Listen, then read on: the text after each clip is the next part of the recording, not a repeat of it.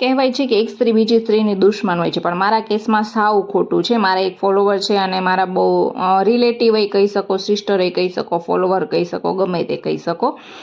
એણે છે ને મને ભાઈ જો આ પીઝા પાર્ટી આપી, અને એ પણ મારી ઘરે બેઠા બેઠા. અને છે ને ભાઈ થેન્ક યુ સો મચ જે બી મારા ફોલોવર છે એ. અને છે ને ભાઈ મને છે ને એને ખબર છે કે પીઝા મારા ફેવરેટ છે, એટલે છે ને એને મને શું કહેવાય ઘર સુધી ઓર્ડર કરી દીધો. સરસ મજાનું ડ્રિંક પણ મેં મંગાવ્યું હતું. અને ભાઈ છે ને સવારની છે ને હું કામમાં બિઝી હતી ને, તો મેં અત્યારે છે ને વ્લોગની શરૂઆત કરી હતી. રાધાને સુવડાવી દીધી હતી અને પછી સરસ મજાની છે ને નાહી ધોઈને રેડી થઈ ગઈ હતી.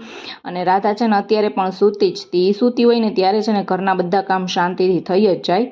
અને પછી છે ને ભાઈ છેલ્લું કામ બાકી હતું આ કપડાં સંકેલવાનું, કે જે મને જરાય ગમતું નથી. અને રોજની જેમ આજે પણ છે ને મ્યાઉ મ્યાઉ, અમારી રાધાની મ્યાઉ મ્યાઉ આવી હતી. દૂધ પીને જતી રહી હતી. પછી અમારી રાધાએ થોડો ડાન્સ કરી લીધો. અમારે એને લટકા મટકા આખો દિવસ ચાલુ જ હોય.